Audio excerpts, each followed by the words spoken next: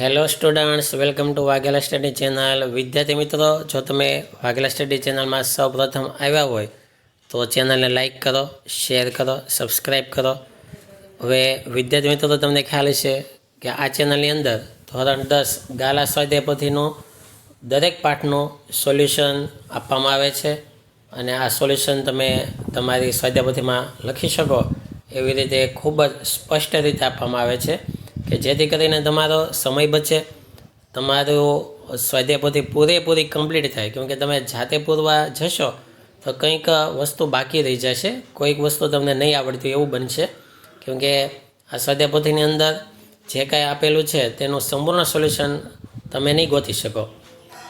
પરંતુ Vaghela study channel દરેક વિદ્યાર્થીઓનું હિત વિચારે છે અને તેમણે આ સોલ્યુશન આપેલું છે. તો અત્યાર સુધીમાં સામાજિક વિજ્ઞાનના ગાલા સ્વાધ્યાય પોથીના પાઠ જે છે તેમાં પાઠ પહેલાંનું, બીજાનું સોલ્યુશન અપાઈ ગયું છે, 8માનું અપાઈ ગયું છે, 9માનું અપાઈ ગયું છે, 15માનું અને આ એક છઠ્ઠો પાઠ 16મા પાઠ, કુલ 6 પાઠોના સોલ્યુશન અપાઈ ગયા છે. તમે ચેનલમાં જઈ અને પ્લેલિસ્ટમાં જાઓ, વિડીયોમાં જાઓ એટલે દરેક સોલ્યુશનો તમારી સામે હાજર થઈ જશે. અને આ બધા સોલ્યુશન તમે માત્ર એક જ દિવસમાં આટલા બધા પાઠ ઉતારી શકશો, આટલું ઇઝી છે. તો શરૂ કરીએ વિભાગ એનું સોલ્યુશન. જો વિભાગ એની અંદર જોડકા અપાયેલા છે, બધા રીતે જોડકા પૂરજો. જો જેમ કે પહેલો પ્રથમ પૃથ્વી પરિષદ, તો પહેલાં સામે સી લખેલું છે, સી એટલે કે ઈસવીસન 1972. બીજું વિશ્વ પર્યાવરણ દિન, તો બીજા સામે એ 5 જૂન.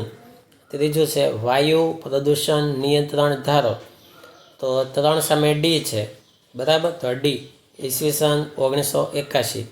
ચોથું વિશ્વ વ્યાપાર સંગઠનની સ્થાપના, ચોથું 4 સામે બી છે, 1 જાન્યુઆરી 1995. આવી રીતે બધા જોડકા તમે પૂરવાના છે, આ રીતે પાકા કરવાના.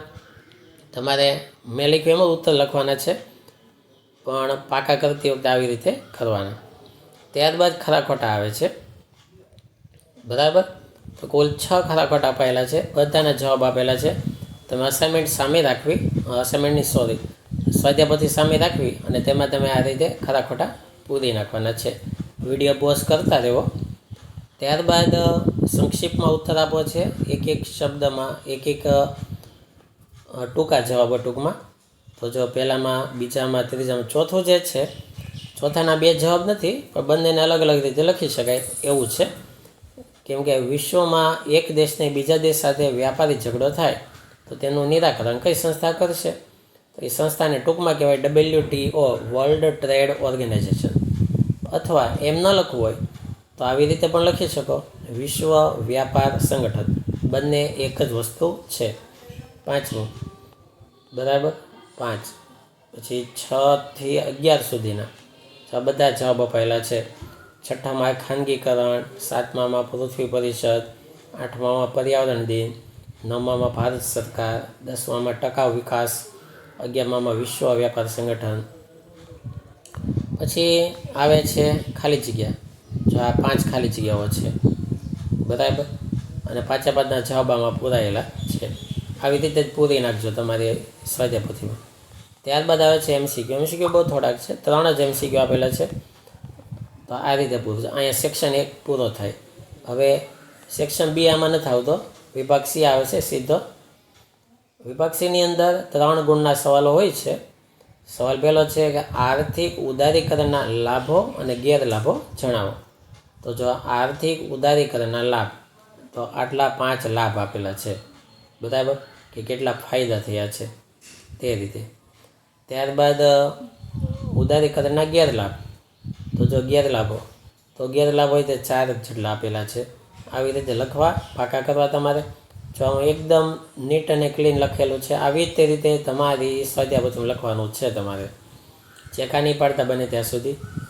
પછી બીજો સવાલ છે વૈશ્વિકીકરણ એટલે શું? વૈશ્વિકીકરણમાં કયા કયા સુધારા હાથ ધરવામાં આવ્યા છે? તો આ વૈશ્વિકીકરણની વ્યાખ્યા છે અને તેમાં હાથ ધરેલા સુધારાઓ આપેલા છે. ત્યારબાદ સવાલ 3, વિશ્વ વ્યાપાર સંગઠનના મુખ્ય ધ્યેયો કયા કયા છે? તો જો વિશ્વ વ્યાપાર સંગઠન સંયુક્ત રાષ્ટ્ર એટલે કે યુએનના સભ્ય દેશોએ 1 જાન્યુઆરી 1995ના રોજ વિશ્વ વ્યાપાર સંગઠન એટલે કે WTO વર્લ્ડ ટ્રેડ ઓર્ગેનાઇઝેશન એની સ્થાપના કરી હતી. એના મુખ્ય ધ્યેયો આટલા હતા. આ બધા એના ધ્યેયો છે. અને આ ધ્યેયો સિદ્ધ ક્યારે થાય કે એવા કાર્ય કરીએ તો આ ધ્યેયો સિદ્ધ કરવા માટે હાથ ધરવામાં આવેલા કાર્યો અગત્યના આપેલા છે. તો આટલું કમ્પ્લીટ કરવું. ત્યારબાદ સવાલ ચોથો, તેમાં છે વૈશ્વિકીકરણના લાભો અને ગેરલાભો.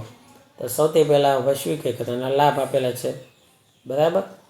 ત્યારબાદ જુઓ વૈશ્વિકીકરણના ગેરલાભ આપેલા છે, 3 ગેરલાભ આપેલા છે.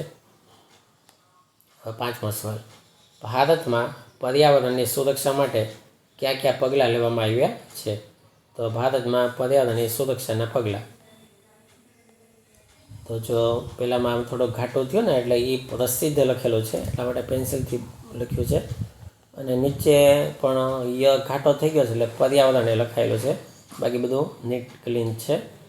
તો આ રીતે લખવાનું છે તમારે, બરાબર. આટલા જવાબો છે, કુલ 5 સવાલના જવાબો આપેલા છે. આવી રીતે કમ્પ્લીટ કરજો.